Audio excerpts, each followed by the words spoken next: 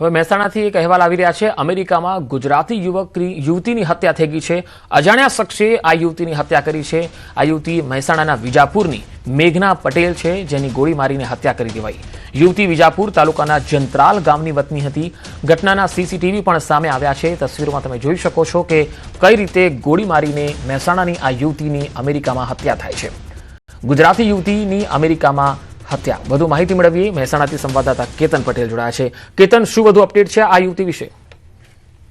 ચોક્કસથી જણાવી દઉં કે અમેરિકાથી ફરી એક વખત ગુજરાતીઓની સુરક્ષા પર સવાલ ઉઠાવતા આઠા સમાચાર સામે આવે છે। મહેસાણા જિલ્લાના વિજાપુર તાલુકાના જંત્રાલ ગામની મેઘા પટેલ નામની જે યુવતી હોય છે, તે અમેરિકામાં અજાણ્યા હુમલાખોરોએ ગોળી મારી ઘાતકી હત્યા કરવાની જે ઘટના હોય છે તે હાલમાં સામે આવ્યા છે। આ હૃદયદાવક ઘટનાને પગલે મૃતક યુવતીના વતન અને સમગ્ર મહેસાણા પંથકમાં હાલમાં ભારે શોકની લાગણી સમગ્ર ઘટના હોય છે તેના સીસીટીવી પણ હાલમાં જિલ્લામાં તાપમાન 40 ડિગ્રીને પાર ગયું છે। 43 ડિગ્રી સાથે અમદાવાદ સૌથી ગરમ શહેર રહ્યું છે। ગાંધીનગર, રાજકોટમાં 42.5 ડિગ્રી ગરમી નોંધાઈ છે। સુરેન્દ્રનગરમાં 42.3, ભાવનગરમાં 41.7, ડીસામાં 41, અમરેલીમાં 41.3 ડિગ્રી તાપમાન નોંધાયું છે।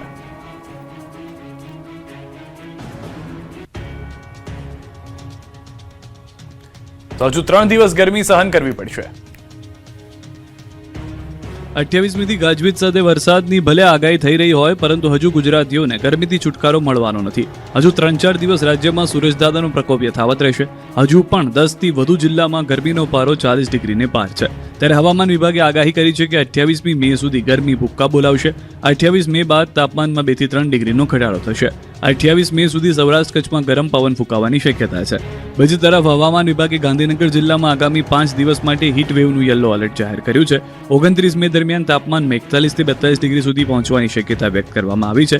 વહીવટીતંત્રે નાગરિકોને બપોરે 12 થી 4 દરમિયાન બિનજરૂરી બહાર ન નીકળવા અપીલ કરી છે। 25 से लेकर 28 में तक तापमान में कोई बड़ा बदलाव नहीं रहेगा, ऐसा स्थिति बने रहेगी। उसके आगे धीरे धीरे तापमान 2 से 3 डिग्री सेंटीग्रेड टेम्परेचर डाउन होने का संभावना रहेगा, कम होने का संभावना रहेगा। और इसमें जो 25 से लेकर 28 मई तक हमारे जो सौराष्ट्र कच्छ तटीय क्षेत्र है, इसमें गर्म और उमस भरी पवन के कारण असहज स्थिति बने रहने की पूर्वानुमान दिया गया है। 47 આગાહીકારોએ 10 થી 12 આની વર્ષ રહેવાની સંભાવના વ્યક્ત કરી। જૂન મહિનાના બીજા સપ્તાહમાં વરસાદનો વિધિવત પ્રારંભ થશે। ગુજરાતમાં ઉનાળાને ગણતરીના દિવસો જ રહ્યા છે। ઉનાળાની વિદાયનું કાઉન્ટડાઉન શરૂ થઈ ગયું છે। ખેડૂતો માટે ખુશીના સમાચાર એ છે કે આ વખતે વર્ષ 10 થી 12 આની વર્ષ થશે। 75% વરસાદ થઈ શકે છે। 3 બાદ ગુજરાતમાં ગાજવીજ સાથે વરસાદ તૂટી પડશે। આવી આગાહી અમે નહીં, પરંતુ ગુજરાતના જૂનાગઢ કૃષિ યુનિવર્સિટી ખાતે યોજાયેલા 32માં વર્ષા વિજ્ઞાન પરિસંવાદમાં 47 આગાહીકારોએ કરી છે। તમામ આગાહીકારોનું તારણ વર્ષા વિજ્ઞાન મંડળે કાઢ્યું છે, જે મુજબ જૂનના બીજા સપ્તાહમાં ચોમાસાની એન્ટ્રી થશે। 56 દિવસ વરસાદ થશે। 2 તબક્કામાં થઈ શકે છે વાવણી। ચોમાસું 2026 10 થી 12 આની જેવું વર્ષ છે। 2 તબક્કે એમાં વાવણી થવાની છે અને ચોમાસું છે એ ઓક્ટોબર મહિનામાં વિદાય લેશે અને ઠંડી વૃત્તિવાળું વર્ષ છે એવી આગાહીકારો દ્વારા કરવામાં આવી છે।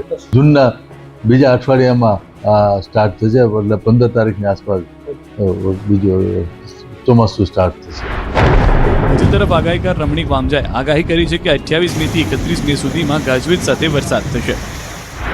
ચોમાસું તારીખ 28/5 થી 31/6ની અંદર 31/5ની અંદર ગાજવીજ સાથે અમુક જગ્યા વરસાદ, રોહિણી નક્ષત્રનો વરસાદ થશે। જે 7 છે મક્ષર નક્ષત્ર, જે પવન વાયુ ફૂંકાશે। આગાહીકાર ભીમભાઈ ઓડદરાએ પણ આ વર્ષે ચોમાસામાં પુષ્કળ વરસાદની આગાહી કરી છે। આ વખતે પુષ્કળ વરસાદ રહેશે અને 1 જૂનથી બહુ સિસ્ટમ સારી આવે છે। એ કદાચ ઝાઝા થોડા છૂટો થયો પણ એકદમ છે મજબૂત। એ પછી એકથી એક ખરા સિસ્ટમ બધી મજબૂત આવે અને બધી સિસ્ટમ એકદમ સ્ટ્રોંગ છે। ખૂબ વરસાદ થશે।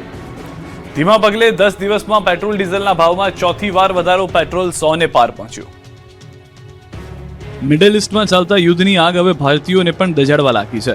ભારતના સામાન્ય નાગરિકોના ખિસ્સા પર પડી રહી છે તેની અસર। માત્ર 10 જ દિવસમાં જનતાને મોંઘવારીનો ચોથો ઝટકો સહન કરવાનો વારો આવ્યો છે। 4 વર્ષથી સ્થિર પેટ્રોલ ડીઝલના ભાવ બુલેટ ટ્રેનની ગતિએ વધી રહ્યા છે। 10 દિવસમાં પેટ્રોલ ડીઝલના ભાવમાં લીટરે 7-7 રૂપિયાનો વધારો થયો છે। હવે આ વધારો દર્દ આપી રહ્યો છે, કેમ કે અત્યાર સુધી 94-95 રૂપિયા મળતું પેટ્રોલ ડીઝલ હવે 100 ને પાર પહોંચી ગયું છે.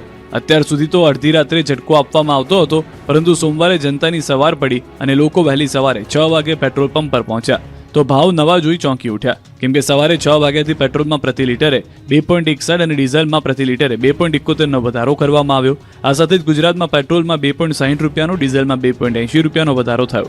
ગુજરાતમાં હવે પ્રતિ લીટર પેટ્રોલ 101 રૂપિયા 66 પૈસા અને ડીઝલ 97 રૂપિયા 78 પૈસાએ પહોંચ્યું છે. આ સતત વધારાને કારણે આગામી દિવસોમાં ટ્રાન્સપોર્ટેશન અને લોજિસ્ટિકનો ખર્ચ વધશે, જેની સીધી અસર દૂધ, શાકભાજી અને અન્ય જરૂરી ચીજવસ્તુઓના ભાવ પર પડી શકે છે. તો ટ્રેક્ટર અને પમ્પિંગ સેટ ચલાવવા માટે ખેડૂતોને વધુ ખર્ચ કરવો પડશે, જેના કારણે અનાજનો ખર્ચ વધશે. જાહેર પરિવહન અને સ્કૂલ બસોના ભાડામાં પણ વધારો જોવા મળી શકે છે. તાલુકા પંચાયતના પ્રમુખ પદ માટે થયા જબરા કાવા દાવા, ક્યાંક ઉબાળો તો ક્યાંક ચિઠ્ઠીએ કિસ્મત ચમકાવી. કોણે કોનો દાવ કર્યો જુઓ. જ્યારે વાવથરાદના દિયોદર તાલુકા પંચાયતની પ્રથમ સભા મળી તો જબરો હોબાળો થયો. ચાલુ સભામાં 2 સદસ્યો ઝઘડી પડ્યા. મોજરૂ બેઠકના મહિલા સભ્ય અને અન્ય સદસ્ય વચ્ચે ઉગ્ર બોલાચાલી થઈ. મામલો એટલો ઉગ્ર બની ગયો કે સભા રદ કરવી પડી. બાદમાં તમામ સભ્યો બહાર નીકળી ગયા. બહાર પણ ભારે હંગામો થયો. દિયોદર પ્રમુખ ઉપપ્રમુખની ચૂંટણી રદ કરાઈ. ચૂંટણી રદ થતા કોંગ્રેસના કાર્યકરોએ દેખાવ કર્યા. સાંસદ ગેનીબેન અને કોંગ્રેસના આગેવાનો પણ પહોંચ્યા હતા. ચૂંટણી અધિકારી અને કોંગ્રેસના આગેવાનો વચ્ચે બેઠક થઈ હતી. બબાલના દ્રશ્યો બનાસકાંઠાના વડગામ તાલુકા પંચાયતના છે. અહીં કોંગ્રેસનો દાવ થઈ ગયો. કોંગ્રેસની બહુમતી હોવા છતાં ભાજપે અપક્ષના ઉમેદવારોને પોતાના તરફ મતદાન કરાવતા ભાજપે વડગામ તાલુકા પંચાયતમાં ભગવો લહેરાવ્યો.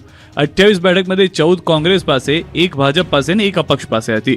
ત્યારે અપક્ષે ભાજપને ટેકો આપ્યો અને કોંગ્રેસના તેનીવાડા સીટના ઉમેદવાર ગેરહાજર રહેતા ભાજપે કબજો કર્યો. હાઈ વોલ્ટેજ ડ્રામા થયો. ભાજપે અનુબેન ઉપલાણાને પ્રમુખ બનાવવામાં આવ્યા. ઉપપ્રમુખ તરીકે રઘુભાઈ બેગડિયા તરીકે જાહેર. આ તરફ દાહોદના ધાનપુર તાલુકા પંચાયતમાં પ્રમુખ અને ઉપપ્રમુખ બંને પદની હાઈ વોલ્ટેજ ચૂંટણી પ્રક્રિયા આખરે પૂર્ણ થઈ. ભાજપ અને આપને 12 સરખા મત મળતા ચિઠ્ઠીથી આપની કિસ્મત ચમકી. ચિઠ્ઠીમાં આપના સોનલબેન ભુરિયાનું વિજેતા જાહેર થયું નામ, જ્યારે ઉપપ્રમુખ પદે ભાજપના નયનભાઈ બારિયાનું નામ ખુલ્યું. આ પહેલા પણ અહીં ભારે હોબાળો થયો. આપના ઉમેદવારો તાલુકા પંચાયત પહોંચે તે પહેલા જ આમ આદમી પાર્ટીની ગાડીઓ પર હુમલો થયો, જેને લઈને કચેરી પોલીસ છાવણીમાં ફેરવાઈ હતી. તો દાંતા તાલુકામાં પંચાયતે ભાજપે 31 વર્ષ પછી કબજે કરી છે. આ તરફ તાલુકા પંચાયતની ચૂંટણીમાં કોંગ્રેસ અને ભાજપમાં 10-10 સીટો મળી હતી, પણ કોંગ્રેસના 10 સભ્યોમાંથી 1 સભ્ય ગેરહાજર રહેતા ભાજપ ફાવી ગયું. નવા પ્રમુખ તરીકે ભાજપના પિંકીબેન ચૌધરી વિજેતા જાહેર થયા. તો મોડાસામાં તાલુકા પંચાયતમાં ભાજપનું શાસન આવ્યું. ટાઈ પડ્યા બાદ કોંગ્રેસના 2 સભ્યો ગેરહાજર રહેતા ભાજપની સત્તા આવી. પ્રમુખ તરીકે શહીદ જવાનની પત્ની ભારતીબેન ખાંટ ચૂંટાયા. ઉપપ્રમુખમાં રાકેશ પટેલ ચૂંટાયા. આ તરફ ભરૂચના નેત્રંગમાં જોવા મળ્યા રાજકારણના અલગ અલગ રંગ. આપને સત્તાથી દૂર રાખવા ભાજપ કોંગ્રેસ એક થયા. બીજેપીના પ્રમુખ અને કોંગ્રેસના ઉપપ્રમુખ બનતા એ રાજકારણ ગરમાયું. આપના સભ્યો બાઉન્સરો સાથે કચેરીએ પહોંચ્યા, પણ ભાજપા અને આપના બંનેના 7 સભ્ય હતા. કોંગ્રેસે આપને ટેકો ન આપતા ભાજપે સત્તાની ચાવી મેળવી. ચૂંટણી દરમિયાન તણાવભર્યો માહોલ સર્જાયો હતો. આ બાજુ ડાંગના આહવા તાલુકા પંચાયતમાં ચિઠ્ઠી કોંગ્રેસને ફળી, કેમ કે હાઈ વોલ્ટેજ ડ્રામા બાદ પ્રમુખનો તાજ કોંગ્રેસના સિરે ગયો. આહવા તાલુકા પંચાયતની ચૂંટણીમાં 16 બેઠક પૈકી કોંગ્રેસ 9 અને ભાજપ 7 બેઠક પર જીત મેળવી. ભાજપે કોંગ્રેસના 1 સભ્યને પોતાની તરફ કરતા બંને પક્ષના 8 સભ્યો થતા ટાઈ થઈ ગઈ, જે બાદ ચિઠ્ઠી ઉછાળતા કોંગ્રેસના ફાળે પ્રમુખ પદ, જ્યારે ભાજપના ફાળે ઉપપ્રમુખ પદ મળ્યું હતું. આ તરફ ડાંગ જિલ્લાના વઘઈ તાલુકા પંચાયતમાં બાળકીએ ભાજપની કિસ્મત ચમકાવી. 16 બેઠકમાંથી કોંગ્રેસ અને ભાજપ બંને 8-8 બેઠકો જીતતા ટાઈ સર્જાઈ હતી. એક નાનકડી બાળકીના હાથે ચિઠ્ઠી ઉછાળવામાં આવતા પ્રમુખ પદ ભાજપને ફાળે ગયું.